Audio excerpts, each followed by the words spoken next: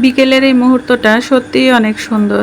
জীবনের এই চাওয়া পাওয়াগুলো কতই না বড় অদ্ভুত, তাই না বলেন? কখনো কেউ বা পেয়ে হারায়, আর কখনো কেউ বা হারিয়ে অনেক বেশি পায়। এত বেশি পায় যেটা বলে বোঝানো যাবে না, শুকরিয়া আদায় করে শেষ করা যাবে না।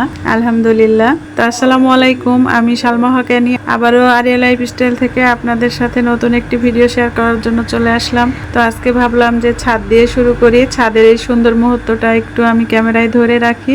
তো এই যে দেখেন আমার নতুন গাছে পেয়ারা, এর আগে তো আপনাদের বলেইছি একটা প্রথমে ধরেছিল, সেইটা হচ্ছে পাখি খেয়ে ফেলেছে, আমরা টেস্ট করতে পারিনি। তো যাই হোক প্রথমেরটা ওইরকম ভাবে গেছে, আর পরেরটা হচ্ছে আমরা খেয়েছিলাম। অনেক টেস্টি পেয়ারাগুলো, আসলে সত্যিই খুব মজার ছিল খেতে।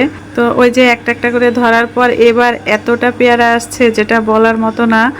এর আগে 2-3টা আসছিল, একটাও মানে আমরা খেতে পারিনি, কারণ কি হয়েছিল জানি না। গাছ থেকে মাঝে মাঝে ফলমূলগুলো কিভাবে যেন উধাও হয়ে যায়, বুঝতে পারি না। পাখি খেয়ে ফেলে না কেউ ছিঁড়ে ফেলে, সেটা আসলেই বুঝতে পারি না, না কি হয় আসলেই সেটা বুঝতে পারি না। তো যাই হোক, এই যে দেখেন আমার ডালিম গাছ, এই যে ডালিম গাছে অনেকগুলো ডালিম আসছে, মাশাআল্লাহ আলহামদুলিল্লাহ। তো এই প্রথমবার এতগুলো ডালিম আসছে। এর আগে 1-2টা আসছিল, সেগুলো পড়ে গেছে। মানে এই গাছের ডালিম আমরা একটাও খাই নাই, জানি না এবারকারগুলো পাকলে হচ্ছে খেতে পারবো মনে হয় ইনশাল্লাহ, আশা করছি। আরো অনেকগুলোই ডালিম আসছিল, কারণ হচ্ছে পাশের ডালগুলো কিন্তু সব আমার খরগোশগুলো খেয়ে ফেলেছে। অনেক দুঃখের বিষয়, আমার অনেক কান্নাই পাচ্ছিল বলতে গেলে, এতটা খারাপ লেগেছিল, আমি কান্নাও করে ফেলেছিলাম। তো যাই হোক, ওরাও হচ্ছে অবলা জন্তু, কিছু বোঝে না, ওরাও আসলে আমার অনেক ভালোবাসার। তো সেই জন্য আর কি বলবো। তো যাই হোক, এই তো যেগুলো আছে এই আলহামদুলিল্লাহ। গাছগুলোর এক সাইড পুরোটাই খেয়ে ফেলছে, আর এক সাইড আছে তাতেই দেখেন কতগুলো ডালিম আসছে। আর বাকি ডালিমগুলো তো ডালিম সহ ডালগুলো কেটে ফেলছিল, সেগুলো ফেলে দিতে অনেক কষ্ট হয়েছিল। গাছগুলো আসলে হচ্ছে অর্ধেক করে খেয়ে ফেলেছিল, পরে হচ্ছে কাপড় দিয়ে আমরা খুব সুন্দর করে জড়িয়ে রেখেছিলাম, তারপরেও কিন্তু সেই ডালগুলো টেকে নাই। হ্যাঁ, তো সেই জন্য ডালগুলো মরে গেছিল।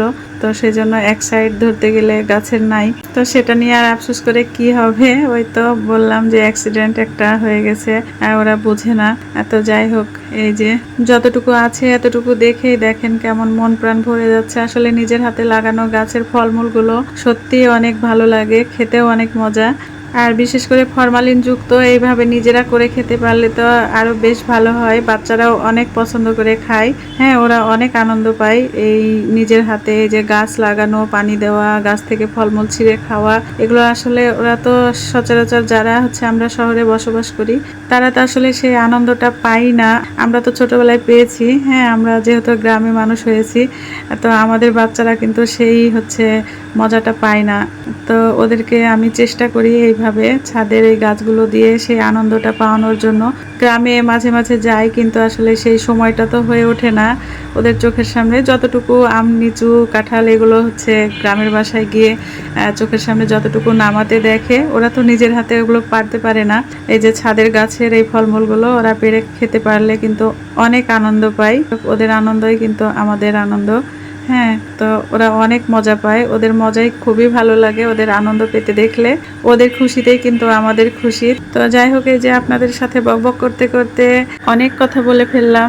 এই যে ছাদ বাগান দেখানো শেষ হলে আমি চলে যাব আজকে সন্ধ্যার নাস্তাটা এখন গিয়ে আমাকে রেডি করতে হবে। তো যাই হোক, ভাবছি আর একটু থাকবো, থেকে হচ্ছে নিচে চলে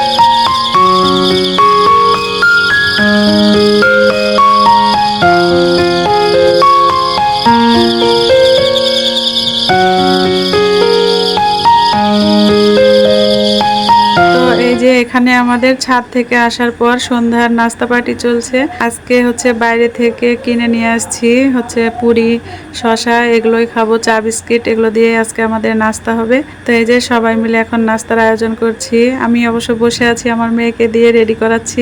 আর এই পুরি তো হচ্ছে আমার আরিয়ান বাবুর অনেক পছন্দের খাবার।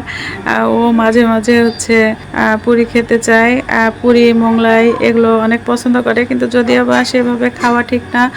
তো প্রত্যেক দিন তো আর খাই না, অবশ্য সপ্তাহে একদিন করে যদি ও জেদ করে তাহলে নিয়ে আসি। তো আজকে যেমন খেতে চাইছিল সেই জন্য আরো নিয়ে আসলাম।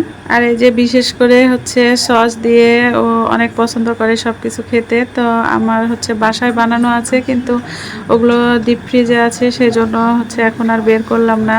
এখন একটা কিনে নিয়ে আসলাম, সেইটা দিয়ে আমরা এখন খাচ্ছি। তো যাই হোক, যে জিনিসগুলো আসলে খেতে অনেক ভালো লাগে সেগুলো কিন্তু আসলে পেটের জন্য খুব একটা সুবিধাজনক না, কিন্তু কি আর করা, মাঝে মধ্যে না খেলেও চলে না। বাচ্চাদের সাথে হয়তো একটু একটু আমাদেরও হয়ে যায়। তো নাস্তা করতে করতে আপনাদের কাছ থেকে বিদায় নিয়ে নিই। আসলে ভিডিওটা কেমন লাগলো অবশ্যই আমাকে জানাবেন। আর আপনারা আমার কাছ থেকে কি ধরনের ভিডিও দেখতে পছন্দ করেন সেটা অবশ্যই আমাকে কমেন্ট করে জানাবেন, তাহলে আমি সেই রকম ভিডিও বানানোর চেষ্টা করব।